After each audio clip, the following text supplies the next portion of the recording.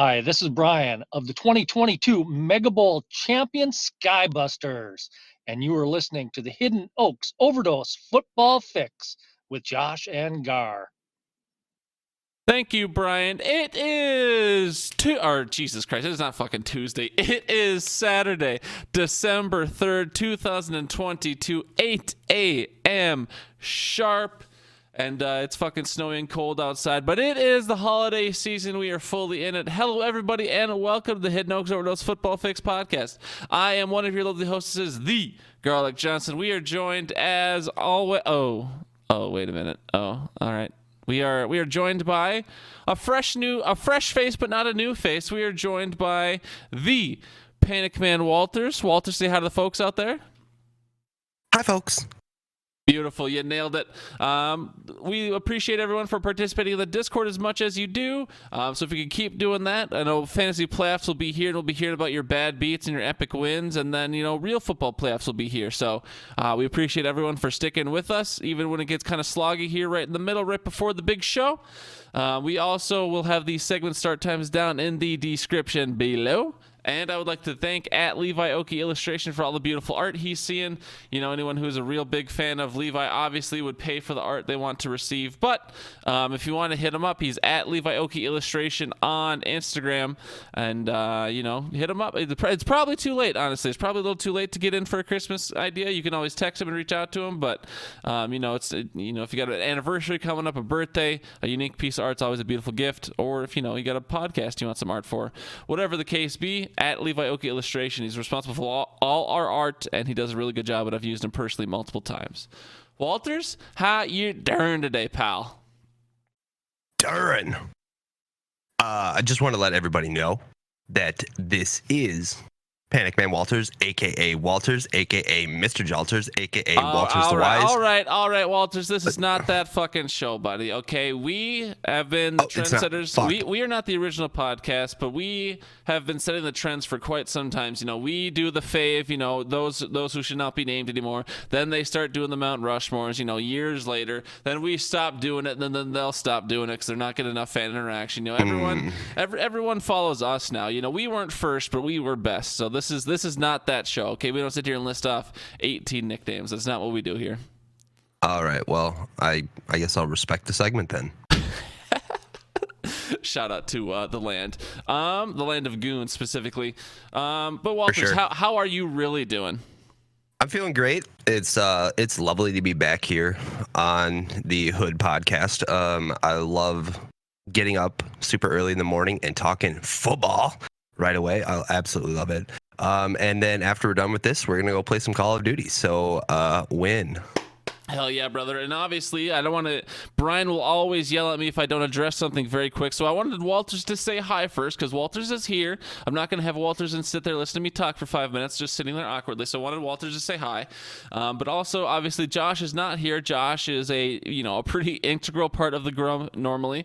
We were going to pod Tuesday, but then we couldn't because something came up for a little family situation for the Mitchells. And as Josh has explained himself, I feel like most of the podcasts in a row that you've heard within the last month, maybe the last 2 months, there's just been to use terms that I wouldn't normally use, there's probably been a big season of sickness that's really been afflicting this Mitchell household, both Josh and Nikita and Asher. So I won't say I'm going to pray for them, because I think anyone who says I would pray for them would think I'm disingenuous. But those of you who do pray, if you could throw your T's and P's, I can throw thoughts but not prayers. If you could pray for the Mitchell household, for them to finally get out of this season of sickness. They have been struggle bussing, and no one likes to see it, especially a little man like Asher, and then the parents having to go through that as well. And I know other people are dealing with a lot of shit. I got a Snapchat from one of my friends this morning that said this flu or whatever that's going around is no joke. I've been up since 4 a.m. gagging and coughing and this and that. So you try and take care of yourselves, mask yourself up if you're going out and you're sick. Otherwise, try and limit it if you're trying to stay healthy. But there's a lot of sickness going around. It's that time of year, obviously. Flu shots and stuff like that can help, although they're not a cure-all. But, specifically pray for the Mitchell household, because that's what makes this podcast thrive. So T's and P's out to the Mitchell household to get through this sickness and stuff. But yeah, Josh is I'd just here like because to of that. I'd just like to echo all that, thoughts and prayers sent out to the Josh and Nikita household. Hope everything's doing well there. So, and hope they make a quick recovery as well. Gar, how you doing? Well, I'm genuinely doing pretty good, Walters. I mean, I have, you've seen me. I've been grinding COD a lot lately. I've been kind of addicted to this new DMZ mode because I've never been, I used to be a big camos guy, way back in MW2. I grinded the camos and stuff, like the original MW2, excuse me. But I haven't really cared about customization or visuals since then. I don't really care about the status symbols or this or that. But I've always been a really, really big achievements guy. And within this DMZ zone, there's a lot of challenges or contracts you can do. And then you can rank up the tiers and they get more difficult over time. So I'm kind of addicted to that. Plus, I found a couple people. There's obviously Carmel Bear and there's T and there's you and Josh. And then I found this other guy online that I've been able to grind out these missions with. So I've actually been enjoying myself quite a bit in this new DMZ game mode. But with that, I've been a little too addicted. I've been staying up late. I've been probably staying up a little bit too late for my work days and this and that. But last couple days, it's all right, we got to rein this under control. We've had our fun, and so last couple nights I've made sure to get my 7.5 hours, 8 hours of sleep. So I'm feeling a lot better this morning than probably the last couple mornings, just because I'm getting an adequate amount of sleep again. I'm not just degenerately playing video games, but I'm also single and I live alone, and so I really don't answer to anyone, so I can get away with that shit. And my job is relatively easy, especially when you can work from home. So I didn't, nothing was out for worse, but I'm feeling great today because of that. And I know I made the comment, the other people might be able to hear it. I want to ask you real quick, your voice. I said we might get flagged as not safe for work because of your sexy, sultry voice. Did you roll out of bed a little bit later this morning? I know you're kind of a late, a night owl and also an early riser. You do that combo. What brings your voice? What makes your voice so sultry today? Well, I want to blame Mercy Hospital for that. I had to take my wife there last week for appendicitis and another complication. And we were there for 3 days, and it is drier than dry at those hospitals. And I just haven't seemed to recover. It's been weird. When the person who reached out to you said that there's something nasty going around, there's something nasty going around, man. I mean, I feel fine, but my voice and throat in the morning, yikes. That's tough. I mean, obviously Josh is, a big part of our show, but you've filled in a couple times now. Walters has been around for a long time. You need some T's and P's for the Walters household, or how's everything looking now? You said appendicitis and whatever else earlier this week, but are we full on recovery, or do you still need some T's and P's yourself, pal? You can get some too. There's no limit. I mean, the whole, we'll take T's and P's for sure. The Walters household could always use T's and P's, especially with me running around. It's fucking disarray in here. But she is recovering well from her appendicitis surgery that she had. She had her appendix removed. Going forward, we're going to have to do, we got a referral to a few other doctors. And we're going to hope that we can get Nicole on track to living a more healthy and comfortable life. So, big T's and P's for that journey as well coming up, because it's going to be interesting, to say the least. So, but thank you for giving me the platform to be able to share with everybody what's going on in my personal life as well. Oh yeah, I mean, dude, you deserve the love too, and it's it's always the classic people, it's always so easy for people why are people like this, or why do they do like that, or why have they been weird recently, but it's so many people I don't think take the second to go, what is going on in their life, and sometimes it's just so simple as I've really been struggling personally, or someone I really love is struggling, and that can just explain a lot of things. So and we're here to lift people up. We can be negative a lot of times. We shit on people, we shit on teams, this and that, but we can also be a beacon of positivity. And I'm sure, I guarantee you'll get a little love after hearing this. I know some people that'll listen, they'll reach out and be like, hey man, that stinks, hope you're doing all right, or let me know if you need anything. So we're a big T's and P's spread love podcast when we can. I won't say we do it a lot, but we try to when we can. But yeah, big T's and big P's to the Mitchells, to the Walters, and to all the other people struggling out there. But We're already 10 minutes into the podcast. This one was already going to be longer because it's kind of a combo because we had to address why Josh isn't here. We had to talk about Walters, and we didn't do the Tuesday show, so we're not going to do the full Tuesday show and the full Saturday show, but I definitely want to give credit to the people who did well in Week 12. So I'm going to get into that right now, actually, here about 10 minutes into the pod. We'll just go through real quick because, again, I want to give credit where credit is due because we normally give it on Tuesday night, but we're not going to give – we didn't do a Tuesday night show, so just real quickly, Josh Jacobs would have been Gar's grinder. For the FanDuel, we won't go through all the players and everything. Everyone knows by now who did well last week. But I want to give a big shout out to Nikita, who won the Week 12 FanDuel. She had 130.22 points. Lolo Loves Football was in second with 124. And then Garbanzo Best Bean, a.k.a. Glenn, he got 118.9. Those are the top three for the week. And then the top 10 scores on the leaderboard right now. We got Garbanzo Best Bean at 1287.18. Nikita Mitchell jumped all the way up to second with 1266.38, and Walters, she just squeaked you out with 3 points. Walters, you're in third on the top 10 or on the top 10 scores leaderboard. You're top three, 1263.46. So Nikita just squeaked you out by 3 points. Are you going to reclaim that second or even that first spot here with about 6 weeks to go, pal? We'll see. Last week I was feeling pretty good. Like, hey, I'm doing all right. I've been having some really great weeks, and last week was just a stinker. If you don't get a good quarterback, because like your quarterback majority of the time is going to get you over that hump. Yeah, you need a couple of Hail Marys from a few players, but like if your quarterback is not in the mid to upper 20s, good luck. And that just wasn't the case for me last week. So, but yeah. You'll get back on it, Walters. You've been, I don't want to say surprisingly because that makes me sound like a dick, but I think most people would be surprised at how consistently you've been at the top or near the top. Like you've been in the top three pretty much this whole time. You've had a lot, I think you only technically have like 2 wins, but you've been up there pretty much this whole time. So shout out to you for being very consistent, if nothing else. But also I know Nikita is probably...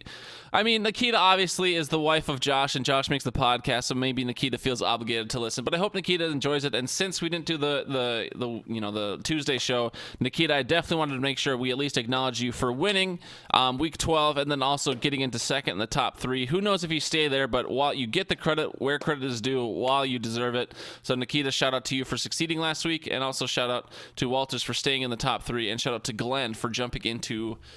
I think he was in first last week too. But anyways, shout out to all the people who are doing well. It's not fucking me. It's not fucking Josh. So the people who are doing well deserve to hear about it. All right, Walters. Just real quick. Yeah, go ahead. I'm gonna, even though I want myself to win and I'm trying to win, if I did not pick myself as the favorite to win this contest, sure. I'm definitely going Nikita for sure. Yeah, she love scares to see Nikita me. Win. Holy shit. Yeah, no, right, I feel it. No, you're good. I think the thing with Nikita is I don't think there's anyone, at least not in the fantasy football community. I can't talk about her whole life because I just don't really know. But I don't think there's anyone who's ever met Nikita and be like, you know what, fuck that. I don't think I've ever met anyone that had like strong feelings negative Nikita. So big shout out to Nikita. I think she's more than deserving. She's been grinding out fantasy football. Of course, that didn't really come in her background. I've literally watched Nikita come up from just like being a fringe football person to becoming a fringe fantasy football person to becoming like Nikita. I would say is I don't want to say elite fantasy football mind because I'm not even elite fantasy football 9, but Nikita has come from someone who probably knew next to nothing to someone who was like up there with the best of them week in, week out, year in, year out. So I would say Nikita is more than deserving. She's put in the time to learn, and so I would love to see Nikita win as well. But this is not the Fluff Nikita podcast. We got to keep her humble too. Nikita, you haven't won nothing yet, okay? So you did great for 1 week, but you haven't won nothing yet. We're sending too much love. All right, we got to balance it out. Moving into the start and sit Walters. We got some players here, but last week, real quick, we went 4 out of 5, and there were a lot of close contests, so we didn't gain a lot of points out of our 4 out of 5 players that we picked. We only gained 17.4 points, but the one we lost, we picked Devontae Adams over Tyreek Hill, and Devontae Adams had 0.6, so less than 1 fantasy points less than Tyreek Hill. So all the contests were actually pretty darn close, but we picked 4 out of 5, almost went 5 for 5. Overall in the year, we are 37 out of 60, and we're at a plus 147.88 differential. So more often than not, Josh and I, when we're putting our minds together, we're getting right. And of course, we're not going to get it right 100% of the time because we are not those elite fantasy minds. Not that, anyone could get it 100% right 100% of the time, but more often than not, we are right. With that, Walters, we've got a bunch of categories here, and I just want to hear your thoughts. You are an elite mind, clearly, based on your FanDuel performance and based on your championship 2 years ago, right? Your champion, you won a couple championships 2 years ago, or won two in a row, something like that. Anyways, I won 2 championships. All right, in 1 year. We get it. We get it. All right. We got some young slingers. Young slingers here, though. Getting right into it. We've got Justin Herbert at Las Vegas or Joe Burrow versus Kansas City. Couple of rivalry games. Of course, Las Vegas is a divisional opponent of the Chargers, and then Kansas City and the Chiefs, or Kansas City and the Bengals. They really went at it last year in the playoffs. Walters, who do you like here? You like Herbert or you like Burrow? Jeez, I kind of want to go Herbert over Joe Burrow. The reason I like Herbert is it seems that Keenan Allen's back on the field. He's kind of getting his mojo back. He's been down most of the season. I would say most people have thought that Herbert has probably been a disappointment this year. But I really like Herbert this week against Las Vegas. Burrow is also very enticing because he has the weapons as well, and he loves to throw the ball down the field. I can't remember what the stat line is, but I think for like the last 5 weeks, he's had 4 or 5 weeks, he's had like 30-some plus attempts at throwing the ball downfield. So, Burrow is very enticing as well, but I think I like the upside of Herbert and the crappy defense that Las Vegas provides.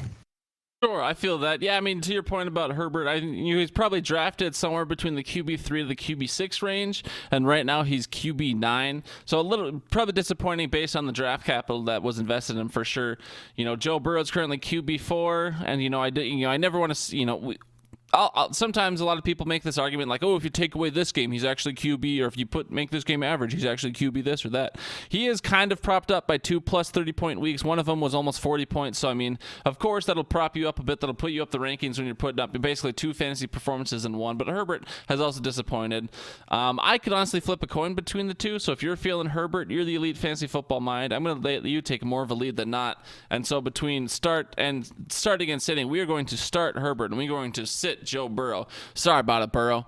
We'll move on here to some desperation running backs, Walters. These are guys that are going to feel very gross starting, okay? But some teams out there, some teams are desperate, so we can't just sit here and stick to the household names, the name brands, okay? Some people are absolutely struggling. Their team has been decimated by injuries or other shit, and so sometimes you got to start these gross players that were not anywhere near your radar when you drafted in August. We've got Kyren Williams, running back for the Los Angeles Rams, playing against Seattle at home. Or we've got Zonovan Knight. He is a New York Jets running back, and he's playing at Minnesota. Walters, who are you feeling here and why? Garlic, why don't you start this one real quick? I would love to. So obviously Kyren Williams, he kind of made a splash earlier this fall because Adam Schefter normally can find some diamonds in the rough, and he had found Alvin Kamara as a diamond in the rough historically. Kyren Williams was supposed to be one of those players, but then I don't remember what he did. He tore something or injured something, and he spent most of the year on IR. He came off IR week 10. He hasn't done much since then, but he's been progressively getting more involved. He only had a 27 snap percentage week 10, then he went to 55 week 11, and then he had a 70% snap percentage just last week at Kansas City. Of course, the game script without Matthew Stafford in Kansas City is going to be absolutely awful for running backs on any team. He had 11 carries for 35 yards and 3 receptions for 25 yards. But, the argument is that the game script should be a lot better for the Rams this week against Seattle. So Kyren Williams certainly has the upside there. It seems like, Cam Akers is done, or he's not what he's supposed to be. Darrell Henderson's done. You got released, of course, so it's like, all right, Kyren Williams, the opportunity is yours to lose, but with Bryce Perkins as your quarterback, who knows what the Rams are going to do. And then Zonovan Knight, he's done absolutely nothing all fucking year, but then last week he got 11, almost 12 fantasy points in half-point PPR. He had a 48% snap share. Of course, there's also, Michael Carter and James Robinson out there, but Zonovan Knight, I guess, just out of nowhere, he's like, hey, I'm going to have 14 carries for 69 yards and 3 receptions for 34 yards against Chicago. And then, Minnesota, we're going to Minnesota. And, it seems like, there's this vacuum of opportunity post Breece Hall still. Michael Carter hasn't grabbed the reins. James Robinson hasn't come into town and grabbed the reins. So it seems like Zonovan Knight could be a guy to take that as well. So it's two running backs that have done almost nothing all year, but right now they seem like they could be starters just based on opportunity. And so I didn't pick between the two, but I guess gave you background in case you were lacking that. So I hate both of these players. Of course. Again, I named them desperation running backs on purpose. You weren't supposed to like them. Do we know if the running backs for New York right now, it's one of them is hurt, aren't they? Michael Carter's officially doubtful for week 13, so that's again where the vacuum of opportunity comes from, and that's for the Jets. And I don't see anything about James Robinson. I don't know if he got hurt as well. Here, I can just Google it real quick. All right. Well, all right. So this is where you popping the cold red, brother. It says this just says his role is uncertain moving forward. It doesn't say that he's hurt. Then we're gonna go Zonovan, just because I feel like he's gonna have more of the opportunity there, even though that the matchup versus Seattle is a better matchup. I just like the opportunity, especially when you're doing desperation running backs. It's all about targets. It's all about the attempts. Not necessarily if they're great. I mean, this is a desperation running back. Essentially, you're looking for who is going to get the most playing time and the most opportunity. So I'm going to go with Zonovan Knight. How do you feel about that?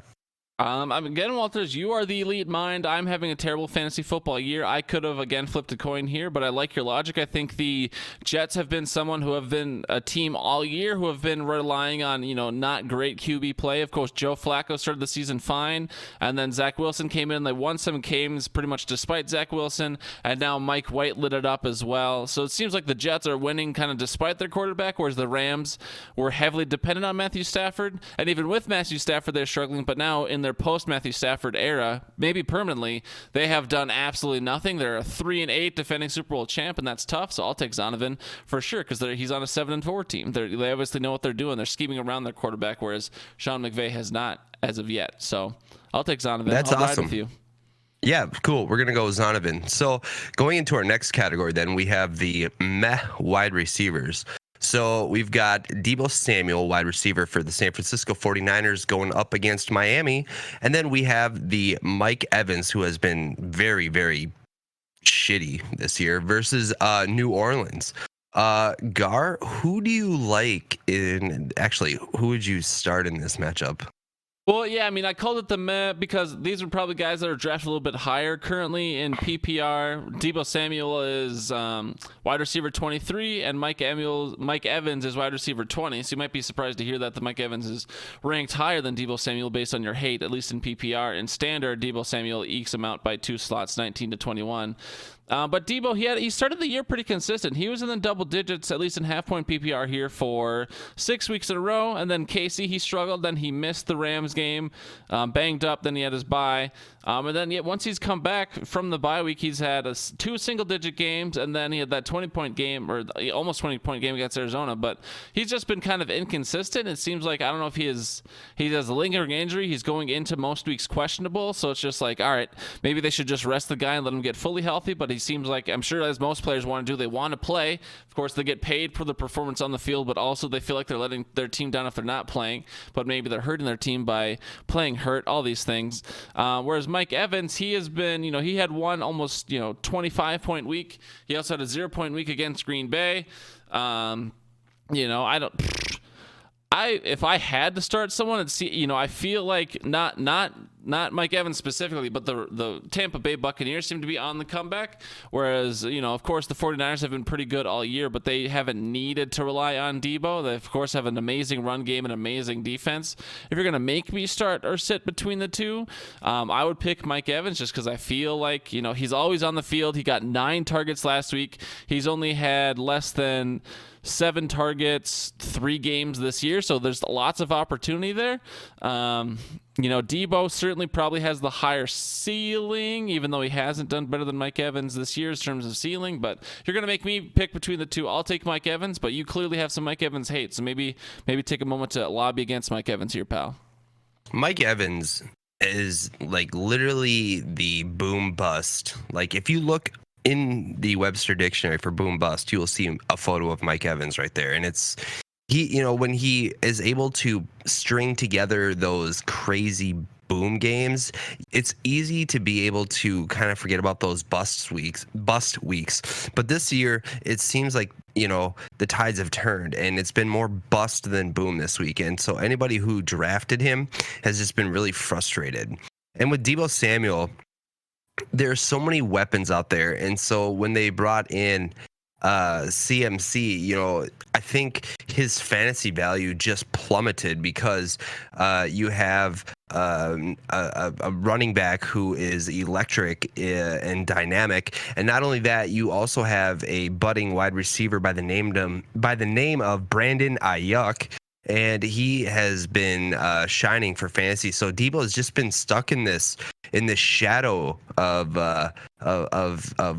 I don't know, but he's just not stepping out on the fantasy stage like he needs to be. Debo is questionable with, I don't know what it is this week. I can't hamstring.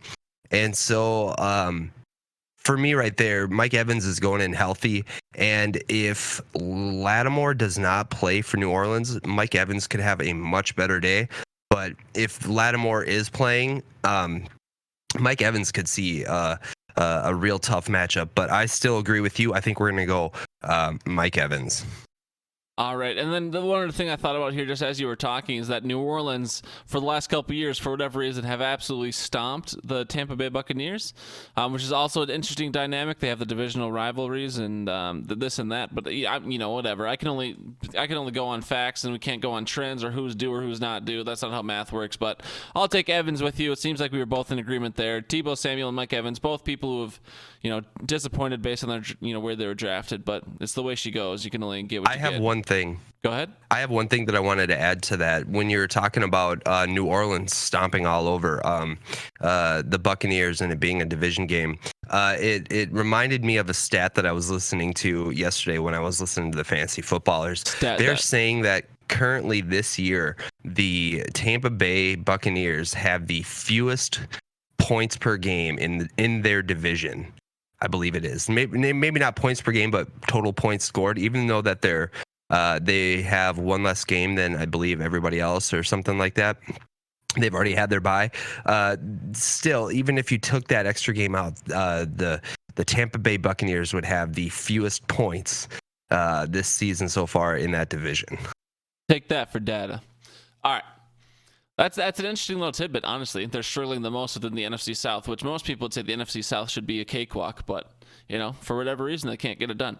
All right, we're moving on to the top tight ends, ? We've got David Njoku, who is now Deshaun Watson clad David Njoku. We'll talk about Watson later. He's playing at Houston, so there's a lot of storylines there. Houston could be playing really hard against their former, nemesis almost. And a lot of storylines, I'm saying, in the Browns-Houston game. But then we also have George Kittle versus Miami, another one of those weapons we were just talking about on the San Francisco 49ers. So you go first this time, Walter. Do you like David Njoku, who's had maybe more of a surprising fantasy season, or at least early, and then maybe has regressed, and then George Kittle, who missed the first couple games, but then has come back and warmed up and is maybe doing George Kittle things again, or maybe not? What do you think about these two, Pan? So right off the rip, I want to say George Kittle. Okay. Makes sense. Because he's the bigger name. Because David Njoku is listed as out this week. Ooh, all right. That makes sense. What about Harrison Bryant then? No, I'm still going Kittle. All right. Harrison Bryant, is he the backup to Njoku then? Yep. Yeah, see, I don't want to touch. Generally, I don't want to touch any Cleveland players except for Nick Chubb with a 10-foot pole. But with the new quarterback coming in, and I believe they are Oh, they're playing Houston. So start your running backs against Houston, but everything else, I don't use a 20-foot pole to touch them. So that's just me. You don't think Deshaun Watson makes any sort of difference over what Jacoby Brissett has been producing all year? No, but because if you look at it as well throughout the year, statistically, wide receivers and quarterbacks generally haven't done the greatest against Houston because they get up, 2 scores right away, and then they just decide to run the ball the rest of the game. Like the second half of the game, most games against Houston is just them pounding the rock. So start your running backs against Houston. Tight ends maybe, but obviously, if, your big name stars, you're going to start against them. Just don't expect to have a huge day. All right, I'll try and call an audible real quick here then. Just for me and you, because I take all these listed from a different site, and so they had Kittle versus Njoku. What about Kittle versus Hawkinson? Oh, I'd go Hawkinson, most likely. Shocker. All right. Goal.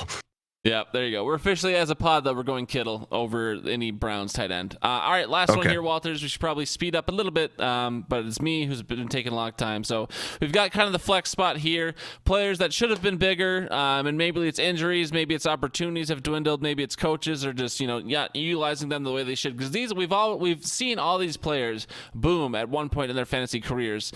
But a lot of options here for the flex. We've got Dalton Schultz versus Indy. The Dallas tight end. We've got the Minnesota receiver Adam Thielen versus the Jets, who have had a really good defense this year, but Adam Thielen kind of regressing a little bit just because there are so many other weapons around him, and he doesn't need to be the Adam Thielen of years past. Tyler Boyd versus Kansas City.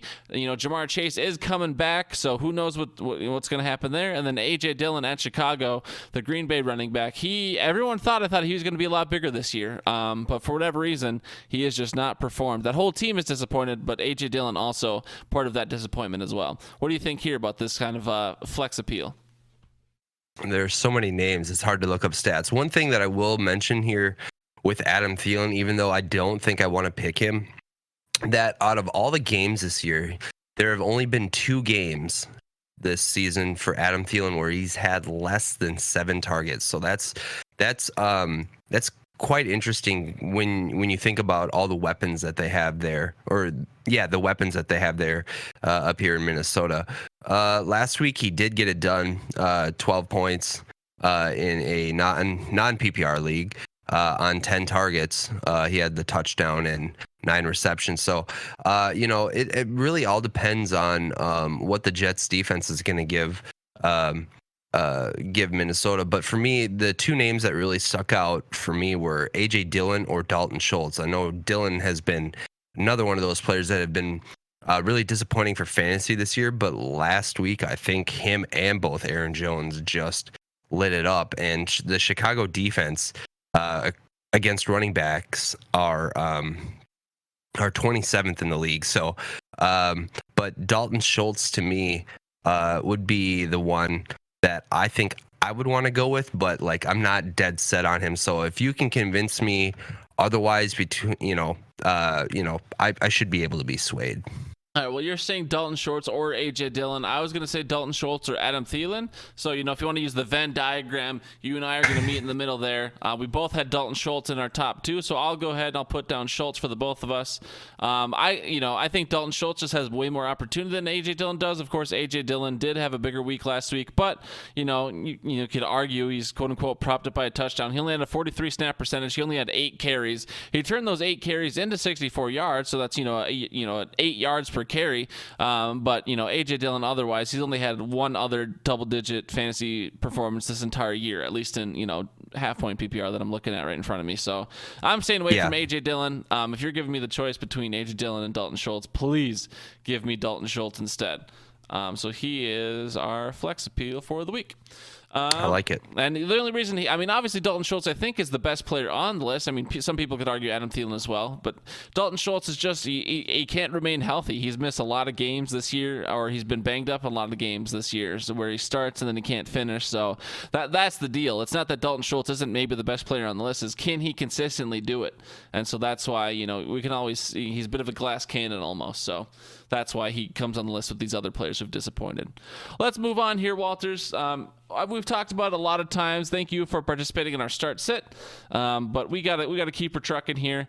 You are the elite fantasy mind that we've talked about a lot of times, at least in the FanDuel. I know you didn't play last year, but you had played, I believe, the year before that. But this year you've been rocking it. You've been very consistent. You've been at the top or near the top almost all year. So people, I'm not even going to give answers this week because Walters is the elite fantasy mind. People should listen to how well Walters is performing, whereas I've only won 1 week, I think, and I'm at like number 10 using our top 10 scores. So Walters, I'm going to let you take it away. You're going to give us first your FanDuel favorites and then your FanDuel bust of the week. But again, I want to emphasize one more time, if people aren't listening for some reason, Walters has been one of the best performers consistently all year. Listen to what this man has to say. And with that, Walters, who do you love and who do you hate in the FanDuel podcast play along this week? So just to circle back real quick, when we were talking about our young slingers, those 2 quarterbacks were going to be my 2 picks that I wanted to look at when we were doing daily fantasy this year, when we were doing the FanDuel challenge. So, but I decided to double down on Herbert at 8,100, and I paired him with Keenan Allen at 7,700. For my running back, I went value on this one. Jaylen Warren has the opportunity to be the guy in Pittsburgh this week with Najee. I'm having Najee. Thank you. With Najee, he's banged up a little bit, so Jaylen Warren might be one. Another name that I think you might be able to consider for around that price tag, I think it was actually 5,400, is this guy named Jordan Mason. Never heard of her. That's a low price. But something maybe to keep your eye on. All right. Before we move on to any busts here, Walters, I want to go back real quick. So I see you obviously you have both Justin Herbert and Keenan Allen listed here. Are you someone who always stacks every single week? Do you feel like that's a part of your big performance, or how do you feel about the QB wide receiver stack? Are you a big, as far as like a philosophy, are you a big stack person? Does it just happen to work out that way this week based on their prices, or how do you feel about the QB wide receiver stack as a fantasy philosophy? And is it different from like redraft fantasy to daily fantasy? Most people would say that in a redraft or dynasty, like, stacks aren't that important. I think you get more value out of a stack in a DFS. And I it's hard to answer your question because I don't know. I personally love stacks. I use stacks in all of my fantasy leagues if possible, just because I love it. I mean, it's fun to have a high flying wide receiver with a high profile quarterback as well, especially if they're doing well. So for me, I just think I think the opportunity for it, if you can do it, you should always do it, just because I think it's more fun. But yeah, I mean, if you get a great quarterback and you pick up his favorite target, you're gonna have fun watching fantasy football and regular football this year. So I was just curious that there wasn't necessarily a right or wrong answer, but again, we have the elite fantasy mind here, and you're not on the show a lot, so I figured pick your brain while you're here.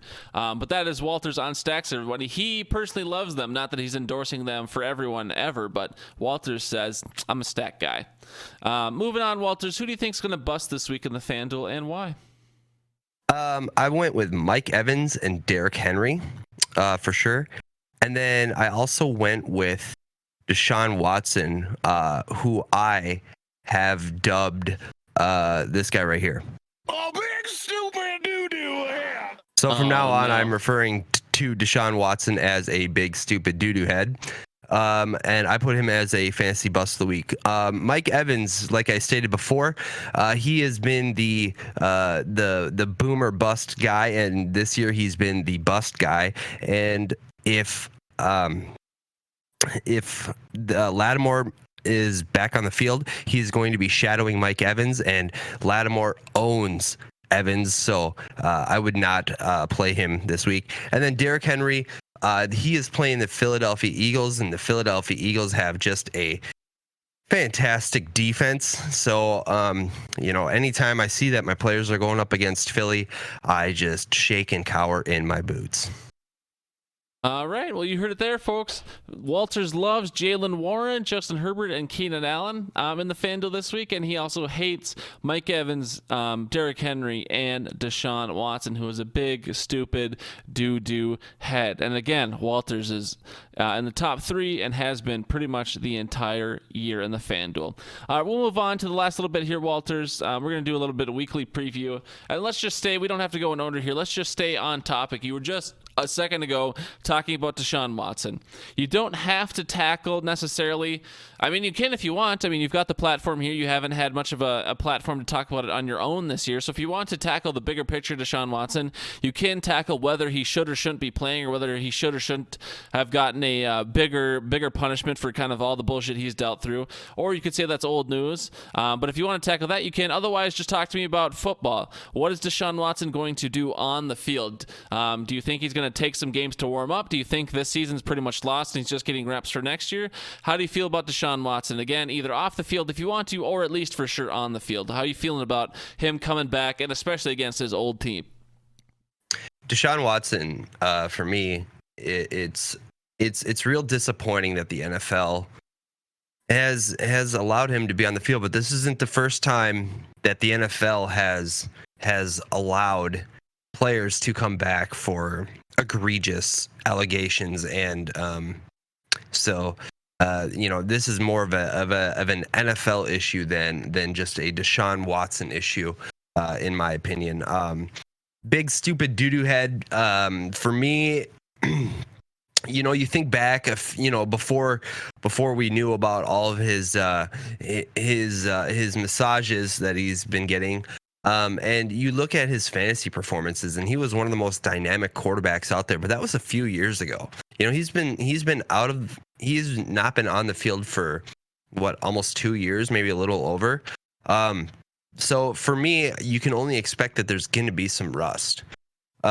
So for me, I'm not expecting big stupid doo-doo head to have, the first few weeks. I don't expect him to break out, but there is, in the back of my head, there is me that still believes he has the physical talent to get it done. We just have to see if the game plan that Cleveland puts together gels with his style of play, and if his teammates around him can just be in lockstep with him. There's so many factors that go into it. It's really hard to say, but for me, I would expect a slow start for big stupid doo-doo head. All right, so this year, overall, it sounds like this year is obviously a wash for the Browns, even if they're only a couple games out of it, and then next year maybe Deshaun Watson can come back into form. Because the talent is there, you say. Yeah, I would have to. I mean, it's hard. I mean, we've seen ups and downs of players in the NFL that are just, look at Justin Fields this year. Everybody wrote him off, and he has just exploded over the last month and change. But for me, it's just hard to predict what he's going to do based off of previous performance. I would say 2023 is going to be a good year for the Cleveland Browns, but we'll have to see. All right. You're a big Vikings fan. I think that's fair to say. We'll change gears here. How do you feel about the Vikes versus the Jets matchup this week? Of course, the Jets have been, I would say surprising almost everyone's expectations. I thought the Jets would be good this year. I didn't even think they'd be this good necessarily. The Jets, I believe, off the top of my head, they're coming into town 7-4. The Vikes are, of course, 9-2. Had that bad beat against Dallas, but then bounced back against the greatest coach of all time, Billy B, and more of a shootout than anyone thought that game would be, because our defense is very leaky. The Jets are coming to town with kind of a bit of a pretty inconsistent and broken offense. Maybe Mike White is the cure to that. We will find out. But their defense with Bobby Saleh has been rock solid all year. Sauce Gardner, I think he was the number 3 or the number 4 overall pick. Sauce Gardner, not all rookies come into the league right away and just dominate. Sauce Gardner is one of the rookies who has come in, and maybe, it's a big part of it is system fit. So I don't know if that system was just perfect for Sauce or not, but Sauce Gardner has come in this year and just been absolutely electric. So if Sauce is shadowing Jefferson all game, that'll be something to watch. But how do you feel? This good Vikings offense versus this good Jets defense, and this inconsistent Jets offense against this bad Vikings defense. What do you think about this game, and what do you think about the hometown team on Sunday? Well, let me ask you this. Do you think after last week, which I thought was a surprising performance against the Patriots. Do you think that going into this week, the Jets game, do you find it to be a bit of a trap game? Because that's kind of how I feel a little bit. I mean, I feel hard calling it a trap game when we're playing a 7-4 team, if that makes sense. Like a trap game is supposed to be against, like a trap game would have been the 5-0 Vikings. I believe it was the 5-0 Vikings with Bradford playing the 1-3 or the 1-4 Bills, and then Josh Allen comes to town, and that's maybe Josh Allen's breakout game when he hurdles Anthony Barr and this and that. Like the Bills were very bad at that time. That might have been Allen's rookie year, and that was the definition of a trap game. A garbage Bills team comes to Minnesota and rocks, and a good, if not undefeated, Minnesota team. So I think that's a trap game. I have a really hard time calling a 7-4 team a trap game, but I understand the sentiment of what you're saying, and to me, like, you know, I think we struggled so much against the Dallas game, against Dallas, because of the Buffalo Bills like emotional hangover. I don't think there's going to be as much of an emotional hangover after that New England game, so I don't think it's a trap game. I don't think there's going to be that same tier of emotional hangover as there was after the Bills game. Plus we had the mini bye, right? We played last Thursday, so it's about 10 days in between the games versus the normal 6 or 7. So to answer your original question, I don't think it's much of a trap game, but I hear what you're saying. But I don't think it's a trap game. If to answer your question. Yeah. So the fact that we're playing technically a backup quarterback, most people would be like, that should be a win. That should be an auto win. But in my opinion, the backup quarterback's actually better than the starting quarterback. So I actually liked our chances more with Zach Wilson starting. You have this wild card in Mike White, who you don't really know what you're going to get. He's had some really poopy games, and he's had some excellent games like he did last week. So I want to say on paper the Vikings should win this game. They have, in my opinion, they have the better offense. Yeah, they have a leaky defense, but they've shown that they, in a close game, especially at the end of games, they can drive to get it done. So I would put my stamp on the Vikings, but I would not be surprised if the New York Jets defense stifled us and the New York Jets offense just air raided all over our secondary as well. Yeah, one thing I think would be an interesting, like if I would have done FanDuel favorites, I think one person I'd really look for is Garrett Wilson. It seems like Garrett Wilson struggles with Zach Wilson at quarterback, but Garrett Wilson, wide receiver for the New York Jets, he has done pretty well with either Joe Flacco or now Mike White on the field. So I think watch for Garrett Wilson to have a big game. But also one question I wanted to ask you quick, Walters, before we move on to the last topic here, and then we'll get out of here. So we're definitely ending in under an hour. If the Vikings record was a business, how would you describe the Vikings performance this year in business terms? How's the business doing for the Vikings this year? Do you have it queued up? I do. Let's hit it. Boom it! Show me the fire! There you go. That's right. Gotta hit all the spots with Walters, All right, last question here. Again, I know you've been a guest on the land a couple times, but our audiences aren't perfectly overlapped. We've got the fantasy playoffs just on the horizon. If you're in the Champs League, to Walter's chagrin, the playoffs will start next week. That's to allow for a 2-week championship. That doesn't have to go into week 18. Otherwise, almost every other league will start their playoffs starting week 15, which means there's only 2 more regular fantasy games, or regular season fantasy games, and then week 15 starts the playoffs, 15, 16, 17. What are you doing? What do you do as someone who won 2 leagues 2 years ago? What are you doing right now to prep for the playoffs? Do you do anything different? Is your process the same from the regular season to the playoffs? Or, of course, if you're already out of it in some leagues, you're not prepping for the playoffs. But assuming the brilliant fantasy mind that you are, the playoffs are on the horizon, whether it's next week or 2 weeks from now. What are you doing anything now to set yourself apart from the competition and to be ready for the playoffs? What does that process look like for you? Well, you need to take a look at your bench. I think one of the biggest things you can do is prepare your bench for the playoffs. Now, what I mean by that is you're going to be looking at who's on the waiver wire and what's their schedule look like during weeks 14, 15, and 16, or 15, 16, and 17. Sorry. And just, do they have the potential to or step into a starting role? Like, is their starting running back, are they injury prone? Are they already on their backup running back, starting for the season? So anything like that, I try and look for, and then I'll just stash them away on my bench. Otherwise, your starting lineups, you're playing the guys you drafted mostly, unless you pick up like a Christian Watson. So I would say go with your gut feeling. I mean, if you sit there and waffle, half the time you're going to make the wrong choice and you're going to be pissed. So try and make a gut decision and stick with it, and just try not to overthink it.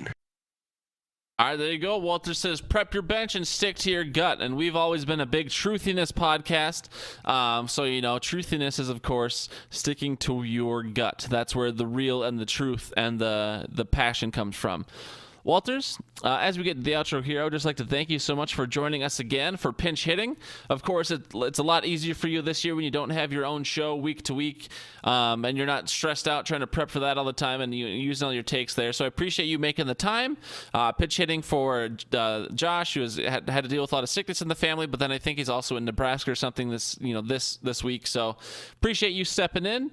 Is there anything else you'd like to say to the folks out there? Anything you'd like to pitch? I know we've got some sort of doggy daycare business in the family. Is there anything else that really speaks to your heart? Anything else you'd like the fans to know about you, or the fans to know about that they should be passionate about? It could be a charity, could be something in the world. Anything else you'd like to say to the Hood Pod family, the Hidden Oakers, as Bradley would call them, before we get out of here? Any kindness or love you want to spread? Yeah, I just, during this holiday season, it's really, really important to remember what's important to you and to us, and for that I have 2 words to end on that will sum this up perfectly. No Packers. Beautiful. All right, thank you everyone for listening. Thank you, Walters, for showing up. And the Packers might win this week, because what was that? Al's data was the Packers were what is it here in the chat? Maybe I can just scroll up and find it real quick. Oh my god. All right, just to update, Packers are 4-7 when Josh says go Packers to end the pod, which he's not saying this week, so maybe the Packers get a win because Josh isn't here. Anyways, thank you again, Walters, and no Packers. We cheered for them for 1 week and then let us down. Classic. So we'll get out of here. Thank you, everyone, for listening, and bye-bye. Bye. You think Josh would be proud? I don't know if Josh has the ability to be proud, honestly. And that's no hate on Josh, but Josh is always just someone who plays it cool, like he. Oh yeah, he'll never tip his hand to show that outward emotion, I think. Yeah. But for what's worth, I think he did well. Of course, we almost did double the time we did last time, and I didn't really give you any notes to prep. I just told you we were talking about football, so I'm proud, Walters. I think he did good. Dude, this is probably the way to go. I mean, you're just able to spitball and just go off the cuff and really let the truthiness just flow. I mean, yeah, and I used to do your show, and I've done, I've seen your note sheets. Your note sheets were like 6 pages long, dude. They're meticulous, That's dude. not the way to go, I don't think. But I'm a stats guy. I love numbers, dude. Numbers give me rock. Ours hard. is what, half a page here and half that page is a fucking table, dude. It's All right, I'm so gonna stop easy. recording now, but thanks for listening, everybody. Love you, bye.